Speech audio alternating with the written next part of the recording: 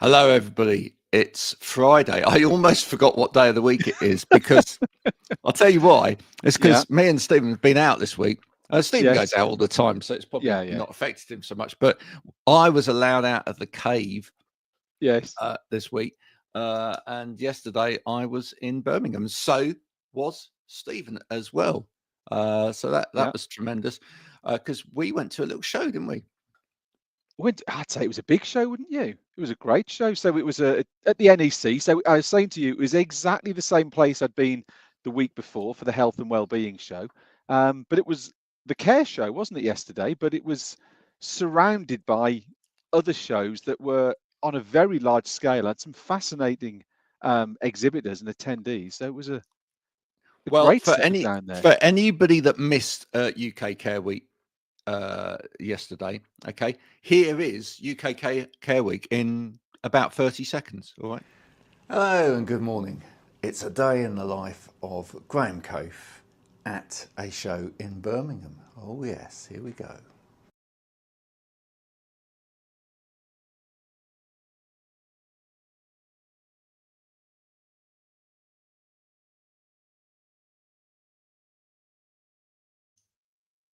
Well, there you go. So you right. Let's yep. That is it. That was it. 30 seconds. I did. It was. I promised you it in 30 seconds, and there it was. That was 30 seconds. For anyone that missed it, you've now been. Right? You didn't need to bother. We've got it. You didn't need to bother. We've done it for you. 30 seconds. Imagine if we could do that for every single event that was going on around the country. The problem is no one would go there. They'd all just sit here waiting to watch our 30-second montages. You don't actually need to go. You can just literally go around. If you saw yourself in that video, then give us a wave. And we won't be paying out loyalties if you were in that video. That's just we certainly won't. You were collateral damage, as it were, as the camera went round. So fantastic. We've got two guests for you today. Two very different guests as well. So we've got Swati, all the way from India, who's stayed up on a Friday evening to talk to us, which is amazing. Thank you so much indeed. And I love the banner in the background. Double up your security game. Yeah, we definitely need to talk a lot about that, because I'm sure a lot of people. There's so much that we can talk about, in terms of people sharing their passwords and and having passwords like 1, 2, 3, 4 and stuff like that. And then we have Wendy, who's got a fantastic background, because this is your art. It is, yes, it's my art.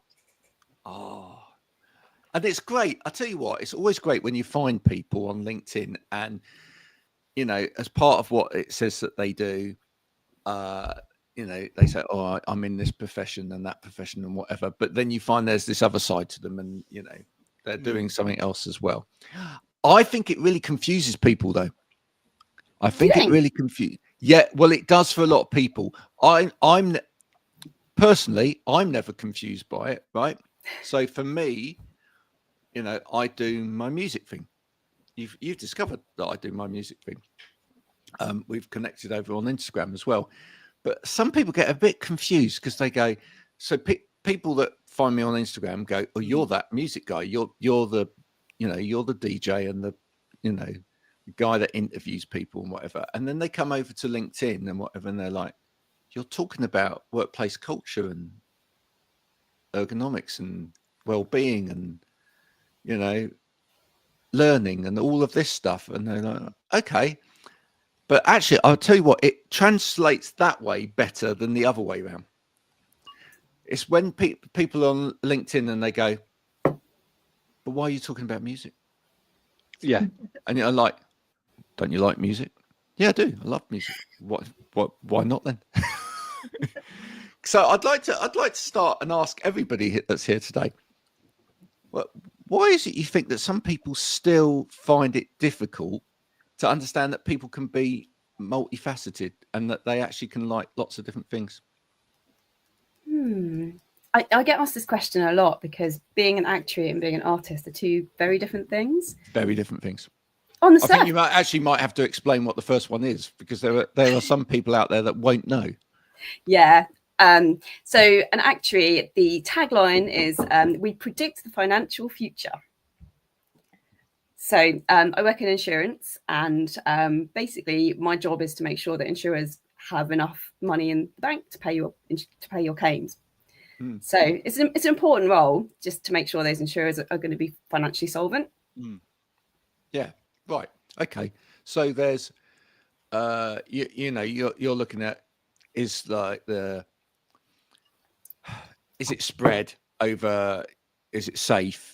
Is your money, some's going to go up, some's going to go down, but if over the spread of the portfolio, wherever that investment is or whatever that is, that's going to be all right. And but it's a bit more than that, because insurers, like, normally you have a product, you sell it, you know how much it's costing you to provide that product. Insurers don't know. They don't know how much the claims are going to be. They might have a terrible year, and there's loads of catastrophes, there's some hurricanes, there's an earthquake, floods, yeah, and floods, and all these things happen, and it costs a lot of money. So they basically have to put aside huge sums of money to make sure that they pay for those really bad years. So that they can't just put, last year we paid claims of 10 million pounds. Let's put 10 million pounds in the bank. They can't just do that. They have to have these really complicated models that work. They simulate, a million different examples of what could happen next year, and then you sort of pick almost not the worst one, but somewhere along the line, you sort of, there's a line, and you say, okay, this is how much money we need to keep in the bank. Now, this is an interesting idea, right? Because, and we're, how we always bring things together, and we always make sure it comes back to well-being and stuff as well. We're seeing this in the insurance world, and I'm going to bring Swati in on this as well, right? Because what's happening now is a lot of insurers are trying to manage the risk by modeling. So what they're doing, they're actually, and gamification. So what they're doing is they're trying to get people to show that they're managing their risk themselves. Yeah. So for example, Vitality Life years ago. So they started doing, if you got Vitality Life insurance, they started giving you an Apple Watch, right? I think that's what they first started doing, so that you monitor your heart rate and your exercise and whatever. Because is this person actually being healthy, or have they got a fairly unhealthy lifestyle? Some of the other ones with the cars, I saw another one of the car people today doing a device that goes in the car, and it looks at your driving, is your driving habits good or not, or whatever. Because frankly, if your driving stinks, why should we insure you? Right? Or you'll pay more money. We'll cover you, but you're going to pay more money because your driving's rubbish. And this is where we can bring Swati in as well, because cybersecurity, right? Actually, you're doing a really great job if you get your game right, for people that are insuring people against cybersecurity attacks, aren't you? Because if you educate people properly in the first place and they don't take the risk, then it's less likely that they're going to get attacked. Not 100%, but it's less likely to, right? Right. It's not that we tell them not to take the risk. It's like calculated risks. You have to be aware of what risk you're taking. Yeah. You cannot avoid taking risk, because for growth, risks are important. But you have to be aware of what risk you need to take. Right. And that awareness is what we are trying to spread, because that awareness is still missing. It's crazy, isn't it? It's yeah. What are the biggest? Crazier than what we expect, because awareness, though there are training awareness and everything, yet we see that businesses fall prey to breaches. A lot of organizations, individuals fall for these catfishing, cat scams, romance scams. So these are all related. It's all. I remember when I started with this interest in security, I have been a journalist, hardcore reporter and all. Coming to lifestyle, business writing and technical writing was a strict no-no to me. I mean, I was like, I can't do that. I don't understand business. I don't understand technical writing. I will not be able to. But somewhere down the line, the synthetic reality, the one thing that got me interested was this Morgan Freeman video, which was being circulated at that point in time. I think it was 2021 or 2022, somewhere between that time period. And I got intrigued by this synthetic reality thing. At that point in time, it was not deepfake. Nobody knew about the word deepfake. There was synthetic reality. Just yesterday, I was talking to one of the guys who's into deepfake red teaming. We had an insightful conversation about how it came into being, and he said it started with Morgan Freeman. It's like, you're right, it started with that, and today it has evolved to the celebrities deepfakes being targeting lonely senior citizens. Right. The target audience is something which is very concerning to us as security professionals. Reason being that they target either the senior citizens or they target teens and kids.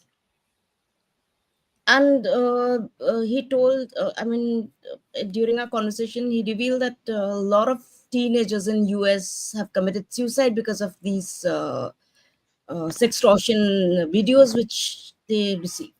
Like you said, gamification, online gaming, those Roblox, Minecraft, all those games where you meet strangers. The teens are very tech savvy, no doubt about it. But the only thing is that they're not savvy about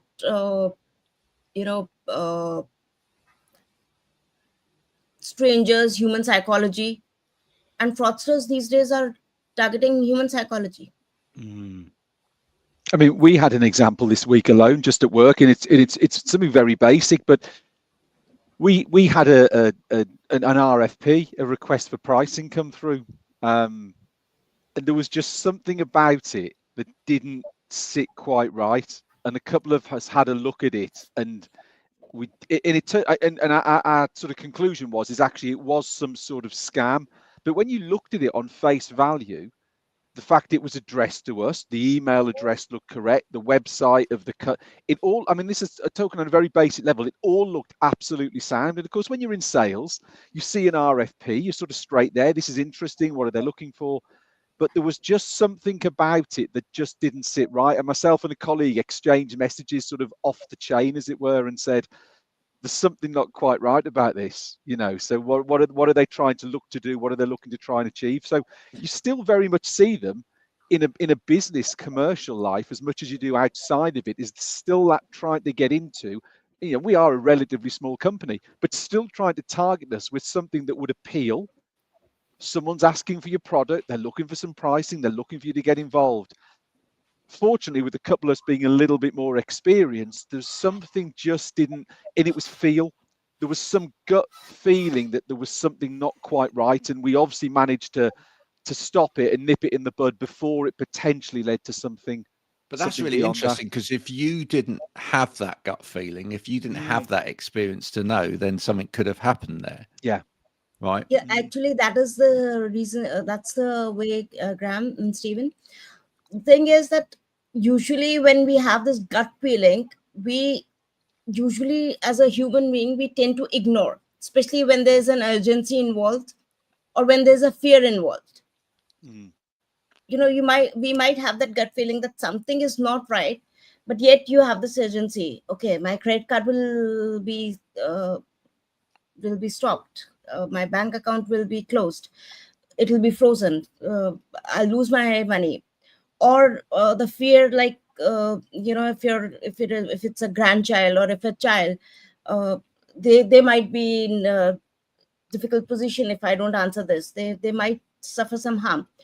That's when our gut feeling also, because when our emotions take control, our gut feelings, our thought process takes a backseat. It is all, and that's what the fraudsters are targeting, simply because See, initially, when they started targeting, they were targeting technology.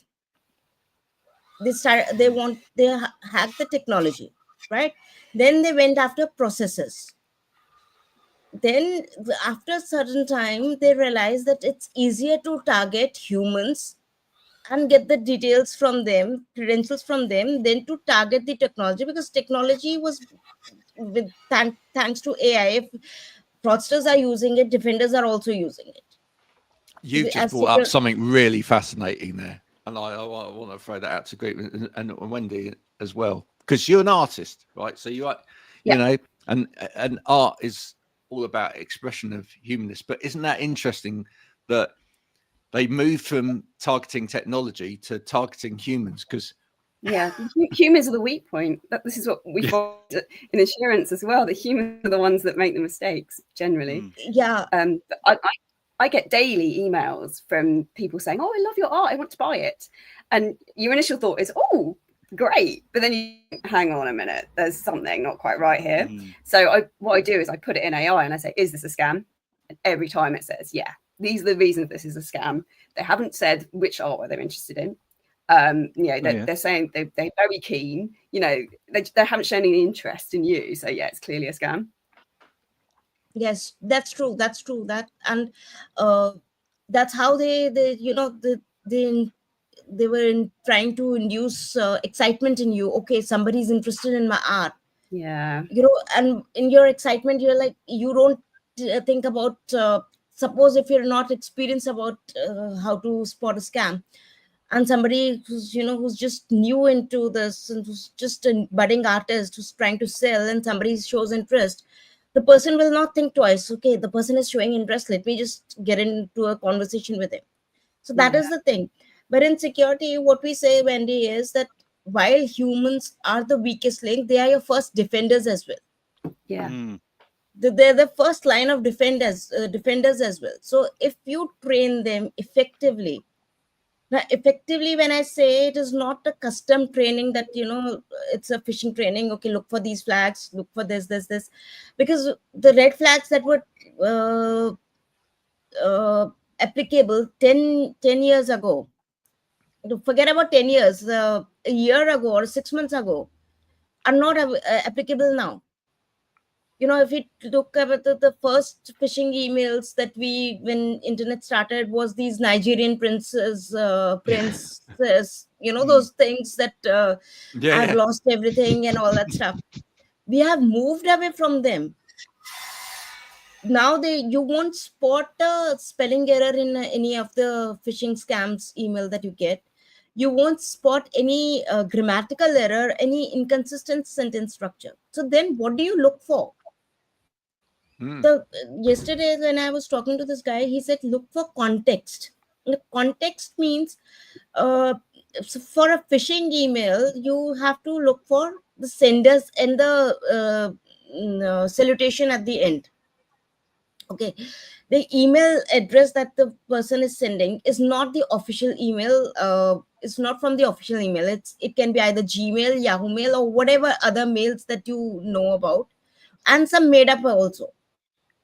Yeah. Right. The salutation, that the mail that greets you doesn't greet you with your name, because they don't know your name. It'll say, hey there, hi there, whatever. Hello, my name is so and so, and I'm doing this. And but it's interesting. I mean, I think it's interesting because what you're talking about there is the context bit is really fascinating. Yeah, because. And it's the same reason that the AI is, on the one hand, we're getting lazy with AI, right? So we're using AI for things that we shouldn't be using AI for, really, which is to create, right? We're using it, we're trying to use it on the creative side of things rather than engage our brains and engaging our hearts, right? And that is, by the way, has someone got building work going on in the background? Oh, yeah.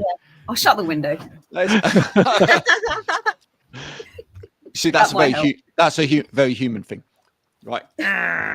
But sorry, we're using AI to try and be creative, but basically we're just being lazy with it. We're just trying to like throw stuff out as quickly as possible, get it out there, answer our emails for us, do this task for us or whatever, rather than us do it, because, you know, then we don't have to think about it.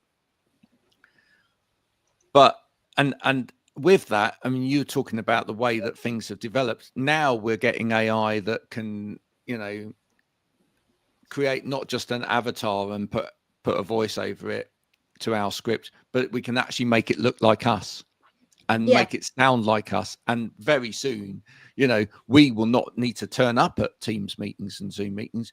AI can just go and do it for us, right? Yeah. And we can be asleep in the corner, and then we're, you know, and if we prompt it properly, it would be great. And those 6 hours of the day where you're just meant to be in team meetings, you won't have to do it anymore, right? Your AI can do it for you. But the trouble is, what it won't then do is it won't understand nuance. It won't understand the human way of thinking. It certainly won't understand your art, Wendy, right? And where that comes from. It could look at it and it could describe it, but it won't be able to describe where that art comes from within you, right? And one of the things we have to get back to in life, because I think it's great for us in terms of a well-being part as well, is we have to get back to our humanness. We have to get back to the messiness of being humans as well, because that's when we're questioned, right? That's when we will question technology and say, oh, is this really this or not? It's when we produce great art, right? Is because we're questioning, and we're actually, you know, we're inhabiting that part of ourselves, which or enabling that part of ourselves that is messy. Can I ask you, Wendy? You produce this artwork, right? Is it almost kind of an offset to your day job in a way, because like your day job is like maybe quite analytical and that, etc., and this is an expression? Yeah, I suppose they do look on the surface very different, and it is a different way of expressing creativity. But I think to do any job well, you have to be creative, because otherwise you're just doing the same thing over and over that's always been done. And what's the point in that? You know, I love innovating in role. So, you know, we've got this report to produce, and there's two, and they're going to be very similar. And I was like, I don't want to produce two. I want to produce one, and then have a clever way of splitting them at the end. So I spent some time doing that, and the client was so happy that he only had one thing to look at. And for me, I mean, it's only a small thing, but that was like a way of thinking creatively in my day job. And I think I've always brought that creativity. I've always had these ideas. But yeah, sort of last year I had this explosion of creativity, which then I had to have another outlet for it. So that was brought on by getting my my menopause symptoms under control, basically. Getting my hormones right. Suddenly I had this surge of creativity. It was so strange. And just 30 years of not making art, because I used to make art. And suddenly I had to make art again. That is tremendous. Yeah, it's really tremendous. So, Wendy, you're looking at this. You know, you're looking at the risk with people. What are some of the worst risk takes that you see people take? The worst risk takes. I think I don't see this happen, but I think things like drinking and driving, that's just a massive no-no. That's really not a good idea. But like Swati was saying earlier, everything you do is a risk, and everything you do is a calculated risk. Yeah. And it's like working out how much risk can I take versus, you know, what I'm getting out of it. You take risk every time you get out of bed, every time you walk out your front door, and you don't even think about that, but you are taking a risk. So yeah, I think insurance, I feel, allows people to take those risks. So yeah, I mean, I wouldn't feel comfortable getting in my car if I didn't have insurance. And I think it's a really good thing that we have to have insurance in this country. I think hopefully everywhere, but we definitely need to have insurance for driving. And yeah, that's really important. It gives me peace of mind that, you know, if anything did happen, I've got that backup. And like the way I see it, a lot of people don't like the insurance industry and they don't like paying for insurance, and they think, oh, insurers don't pay up. But you know, if the insurers aren't checking for fraud, everyone's going to be paying more. So they have to make sure it's a valid claim. And yeah, as insurers, they're there. The insurance industry is there to allow society to function, because you know people wouldn't take big risks. They wouldn't build a factory because there's just too much at stake. There's too many things to lose. So unless they have insurance that, you know, if anything goes wrong or if things overrun, they'll you know, the insurance companies will pay out. You know, nothing happens. The world doesn't work. Yeah. I was going to say, Wendy, obviously, when we wake up in the UK this morning and you see what's gone on with Heathrow Airport and all the things that associated that, what goes through your mind from an insurance perspective when you see something? Because my immediate thought is all of those people who can't get around. I was thinking that as well. But I wonder with you, do you see that side, but do you have that different route and angle and process that you're thinking about when you see this totally unexpected event? Such a big payout this is going to be. Yeah, it's interesting. So, I mean, yeah, obviously my first thought as well is, oh my God, the people that are affected. I hope no one's been injured. I hope everyone's okay. And, you know, it's a terrible thing to happen. And it's always sad when property gets damaged and, you know, people can't get to where they need to get.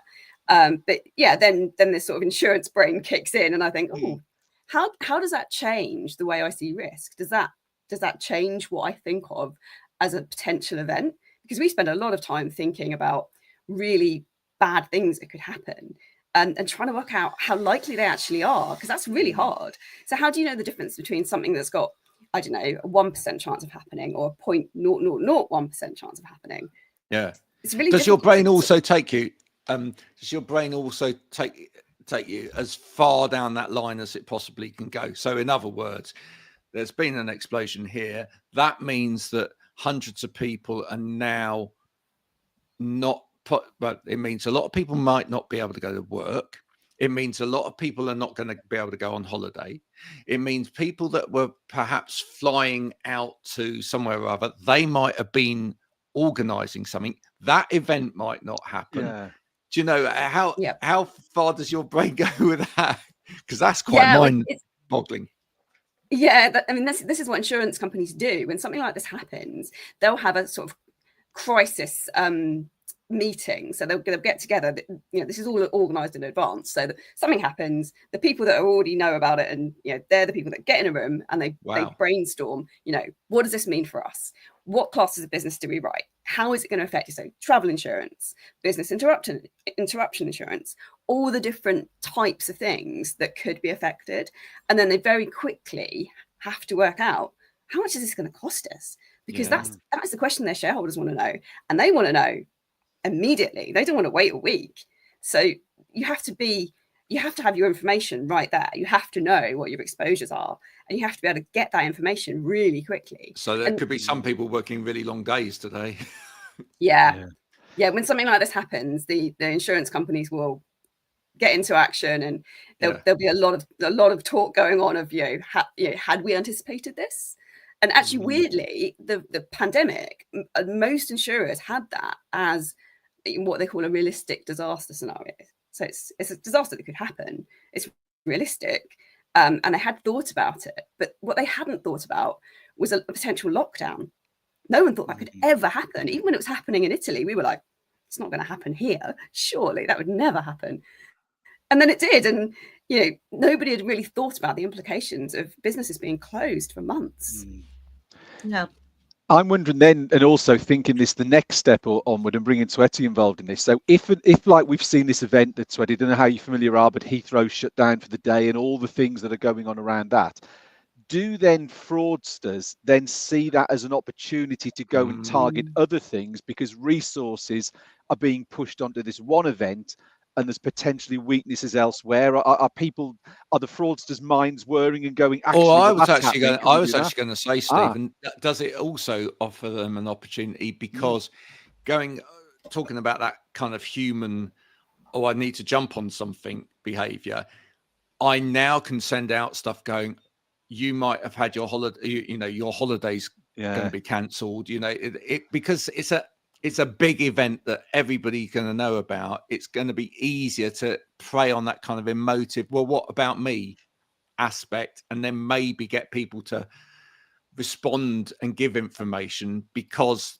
they're going to be feeling desperate. They're going to be feeling, well, oh, what effects this going to have on me? So now, I want to give information so I can get information. Is that what then would happen?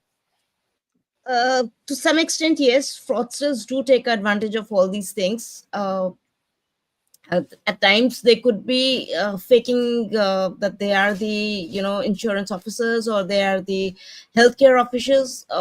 Like it happened in COVID-19 during COVID pandemic. Fake officials coming in, fake vaccinations happening. There was a lot of stuff that FBI at that point in time reported. Fraudsters are always looking for, of course, they are always looking for chances that, in security, we have these things that you might go on a holiday, but fraudsters are not going. So they're working 24/7, 365 days. So it's like they're never sleeping. They're always looking for targets. And that's how they came into, they were like, let's target the humans because they are the weakest link. Goodbye. The big weekend. Yeah, I mean, it's like, if somebody calls me, especially during my weak point, when I'm feeling weak, or when I'm vulnerable at certain points, like suppose, let's take the example of an insurance officer. At the time when I have an accident and I'm trying to call up an insurance guy, and what I really get connected to is a fraudster.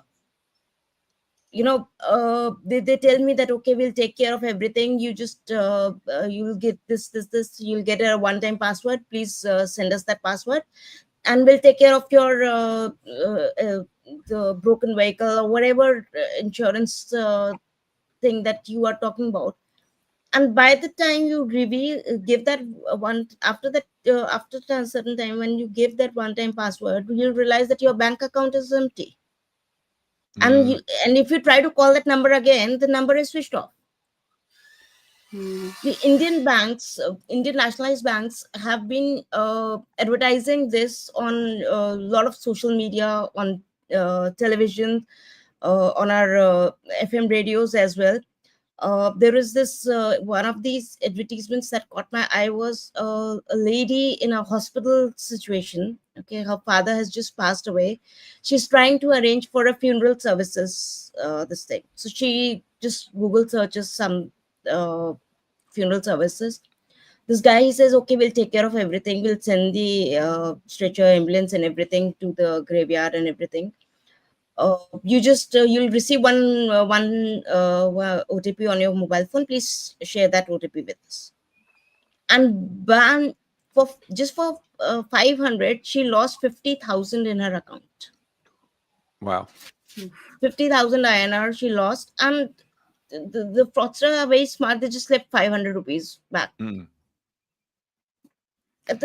So the emotional side of it, the lady is, she's trying to arrange for a funeral for her father. Her father has just passed away. So that's the vulnerable state of mind we don't realize that the fraudsters are taking. They don't care what our state of mind is. If you're vulnerable, you're weak for them, you're the easy target for them. Yeah, no, absolutely. Now you write for various periodicals and whatever, don't you, about cybersecurity? That's part of what you do, etc. Are you working as well with organizations in terms of their awareness of cybersecurity, or should organizations be working with people that really understand cybersecurity to get that better awareness so they can put it into plans, really? So I'm not exactly working with any organization as such, but yeah, there is this in place where I stay, there is this NGO, Vishwa Yuvak Kendra, which has taken on a mission to spread security awareness to the colleges in and around New Delhi first. So there are, I think, they have this mission of spreading awareness from top north to down south in India, and they take colleges, and so for it's last 2 years I have been associated with them. So I started with and it's in they start with the remote areas colleges where people are not that aware about what risk they are into when they go online. It's quite basic, because in India, even now, even at this present time, I think less than 70% people use internet. So the scams that happen, they happen on people who are using smartphones, who are not literate enough to understand what the word scam means.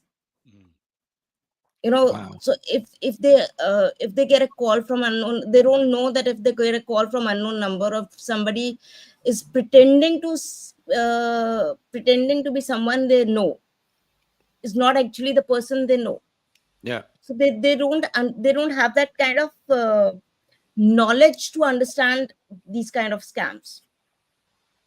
I mean, in the UK, I think we always think about, well, I think we possibly always think about young children in this who are accessing the internet at younger ages.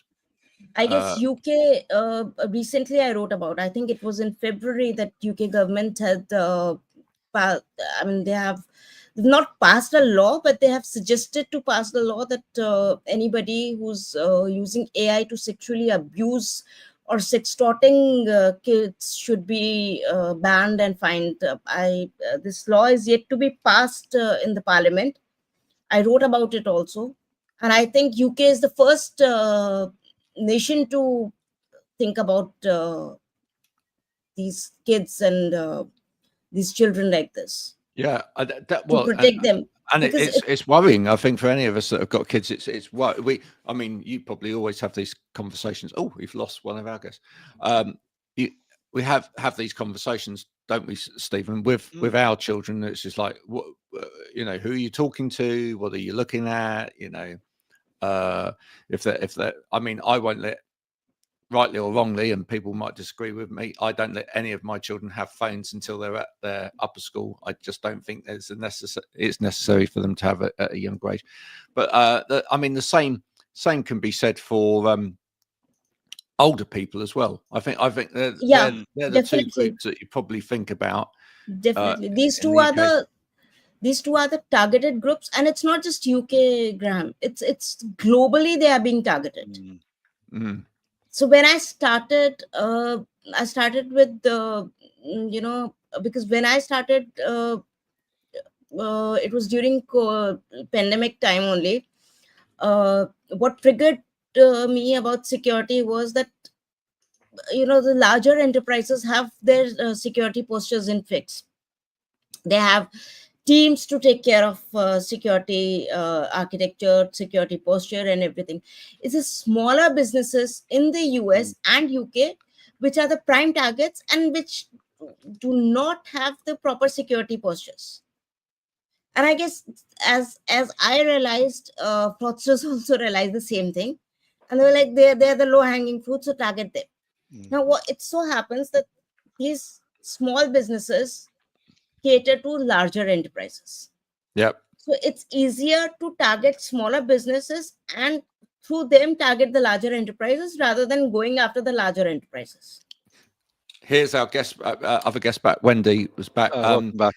Apparently, hackers found out that Wendy was talking too much sense and hacked into her Wi-Fi and took it away from her, or something like that, wasn't it? She's back.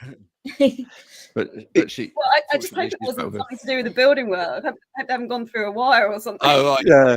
Yeah, she's now on the phone into web instead. But yeah, sort of like, well, what's that? Why you just got? Oh, don't worry about it. There we go. It was interesting what we were saying there, Graham, because we often talk and we eventually pull it back to workplace ergonomics, which is where we start from. But it was interesting what Swati was saying there about the younger people and children. And that's what we've often said around the whole thing around workplace ergonomics and posture, isn't it? It's another one of these things that you need to start talking to people at a much younger age, because they're the people who then are going to be sort of developing and living more of their careers with posture issues, with cybersecurity, and that's where it needs to begin. It needs to start at those people who are going to be coming into the workforce. You know, those bad habits around internet security will start at a younger age, as those bad issues around posture will start at a younger age and will just carry on. If you can get people trained and into those good thinkings around cybersecurity and posture, then it will just flow through and it will help eliminate whether it's MSKs or whether it's fraudsters. If you and also I'd say it's exactly one the thing, same. one thing, sorry, I was just one going to thing, say. Stephen. One thing, Stephen. There was this webinar I attended by Chuck Brooks. Now he said that when internet was made, it was made for communication. It was not made for security. Right. So the fraudsters, the hackers or the threat actors, call them whatever, they know that internet is made for communication. It is not made for security. There are loopholes that they can take advantage of. Yeah. It wasn't designed with security. It was not designed for security. It was designed for communication. Now security is taking a front seat, because now it's like every day, forget about every day, every minute there is a breach. Every minute there is a ransomware attack. Yeah. And it happens. It happens now. Currently, it happens. It has to happen with AI. It is becoming too faster and too undiscernible. Yeah. It's becoming very difficult to discern whether it's an attack or whether it's an attack or it's a genuine email. Like you said, that you received a email which had everything correct, but there was just a gut feeling that something was not right with that mail. You know, it's the speed. It's the speed though that's catching people out. I mean, you know, back in the day, I remember when the internet was first born. You know, it took you a day to get the message. So you know, you had time to think about it. I mean, the thing is now, so much information is passing us on our screens on a day-to-day basis so quickly. I think that's another reason why, you know, people are able to infiltrate, is because people don't necessarily take the time to look at that stuff. You know, exactly. And people are actually multitasking. That is another reason why we fall for phishing emails and all. Be warned, folks. Be warned when you're sat there looking at those cat memes on Facebook in your work time. A hacker put that there to distract you, maybe. Exactly. You don't know. You don't know. You don't know the ads that you click on when you were browsing a website. There's this ad that comes in. You don't know whether that ad has a malware installed in it.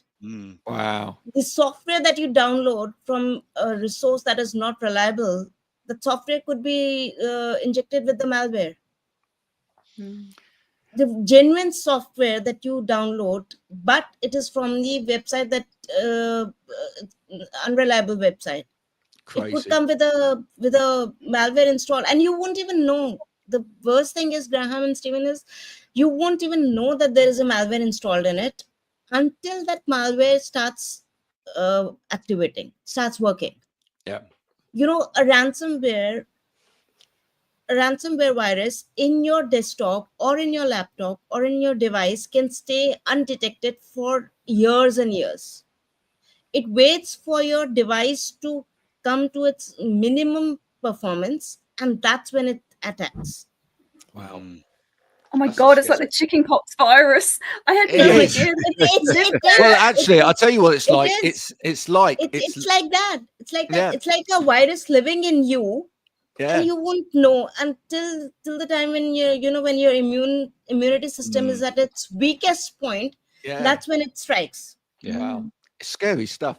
I think that is how I explain. That's why I say that I make tech simple. So tech simple is like, using relatable day-to-day examples to show, to explain people how it affects you. Yeah. We have this thing that, okay, it's happening to someone else. Ransomware attacks happen to organizations. No, it can happen to an individual also. Yeah. And it is happening. Thank you. Swati, Wendy, I was going to say, I wanted to bring you in on that whole issue of education as well, because I think it's clear that we should be educating people more on cybersecurity. Absolutely, we should. But I think we should educate people more on insurance as well. Do you not think that we should start to educate people more on insurance? Because I feel like, as you say, it's a bit like years ago, estate agents always used to get a bit of a bad rap. Now maybe that we see them in a bit more of a favourable light. I mean, the tax man's never going to have an opportunity. No. If you work for the tax office, no one's ever going to like you. Sorry. Apart from if you keep quiet about it. But insurance, I mean, there is an opportunity there in a way that if we could bring people around to seeing insurance as not like, oh, money that I'm wasting or whatever, but actually it's money I'm saving, or it's part of a relationship which enables me to do something better. Then actually perhaps people wouldn't get in cars without insurance, and people would take out insurance on things, and then actually the rest of us could pay slightly less money as well, which would be nice. That'd be great for everyone. I think insurance is not a sexy industry. It's not, you don't have a 16-year-old going, I want to work in insurance. If they're interested in that sort of thing, they want to work in investment banking or something like that. That's cool.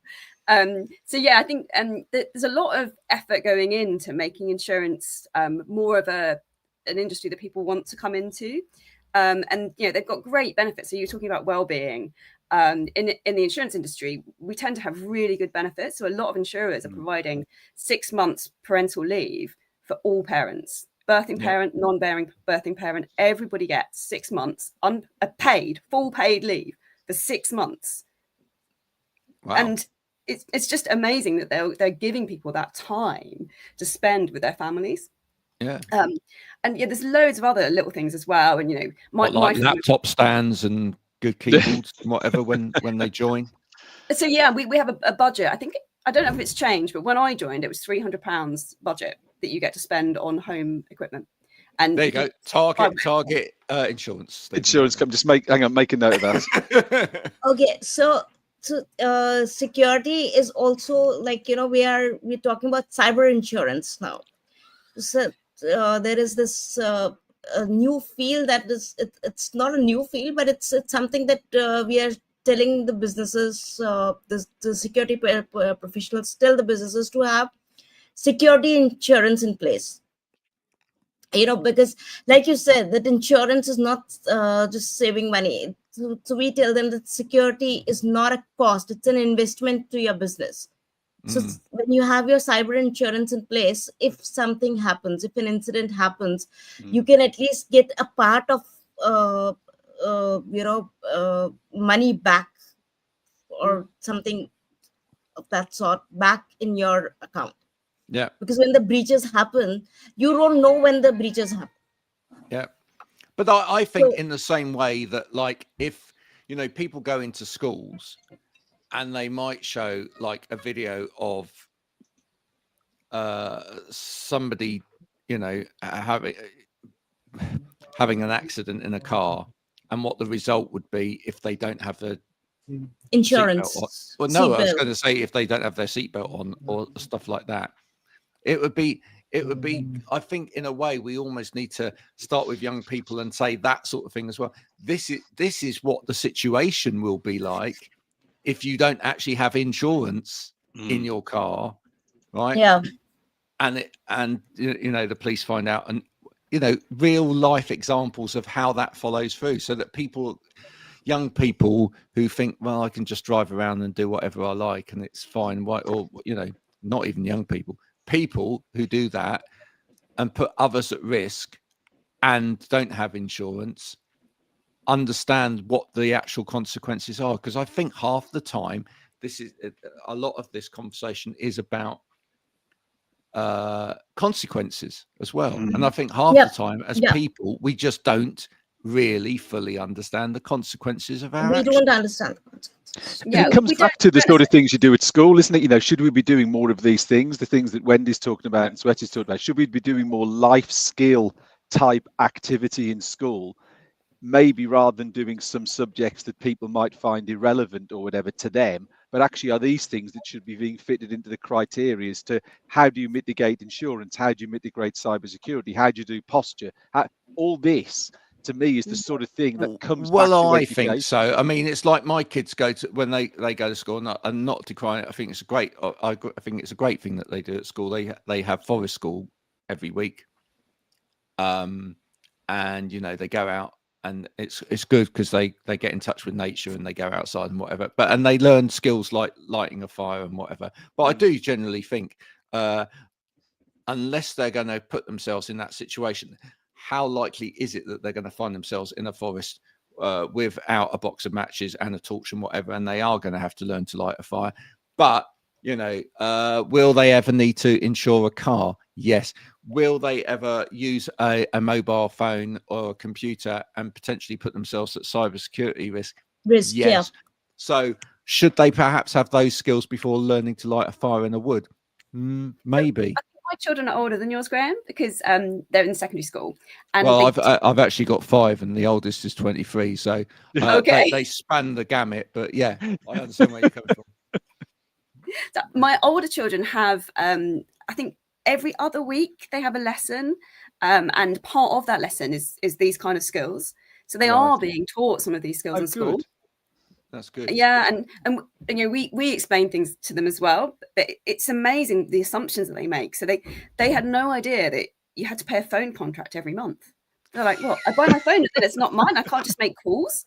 Like, no. And then they're like, "Well, water's free." So no, water's not free. Yeah, we pay for it. Yeah. And then nothing is free. Exactly. We tried to explain mortgages to them, and the 12-year-old said, "But why don't you just live in the house your parents give you?" Yeah. We're not giving you a house. Where'd you get this idea? You know what? I think this is a great idea. I'm going to be really controversial here. Schools, stop sending home a list of 30 spellings each week, because frankly, do you know what happens? The kids just learn how to spell them for that next week and then forget them. Yeah. Right? They don't actually learn those 30 spellings, right? You only learn how to spell once you start when you start writing in context. Why don't you send home a list of 30 questions to ask your parents each week? That'd be great. You know, because again, it will actually, maybe for some parents that don't think about like having those questions or those conversations, it might make them think about actually joining in a little bit more as well. So it'd be good. So, you know, questions like, you know, where does the water in the tap come from, mummy and daddy? That would be good. Oh, when I make phone calls on my mobile phone, do you actually have to pay for that? That would be these would be great conversation starters that could actually lead to, and it could actually lead to some mum and dads having better quality time with their kids as well, rather than just watching TV in the evening. Just think that'd be great. There you go. Controversial way to end there, Graham. Well, maybe it is, but maybe it isn't. Maybe it's, you know, maybe what's controversial is that nobody's doing it. You know, I think that's the case. Wendy, Swati, it's been wonderful having you today. I know we've covered sort of a gamut of different things. Before we leave, I've got to ask Wendy, if people are interested in your art, obviously you have to like make sure that they are actually interested in your art and are real people before you actually talk to them. But given the fact that people have probably had to sit through all of this first, I think that probably is a really good way. Shows they're interested. How can people get in touch with you? Okay, so my website's wendykrizevans.com. So you can find me there, or you can find me on Instagram. Just if you type in Wendy, it might come up that it's orange. Orange is my branding. So you see a big orange coat. That's me. It's our branding too here. So yeah, there we go. Yeah, it works quite well together. It does. It works very well. So yeah, I can assure you, I've seen Wendy on Instagram. She is real. She will talk to you. It's not a fake account or anything like that. If you want to connect with either I guess we picked them up at LinkedIn today. So do go and talk to them there. If you want to discuss cybersecurity, go and speak to Swati. If you want to go and discuss, actuary or art, either of those two things, you can go and speak to Wendy as well. That was brilliant show. Thank you so much to both of you. And Thank you. Went off Thank in so you. many different directions. We'll be back same time, same place not next week, the week after. Correct. Yeah. We'll be spending the week in between trying to come up with something even more amazing. But we'll be back then. Until then, you can catch up with previous episodes of this at WOWergonomics.com. So see you soon. Bye for now. Thanks. Bye. Bye.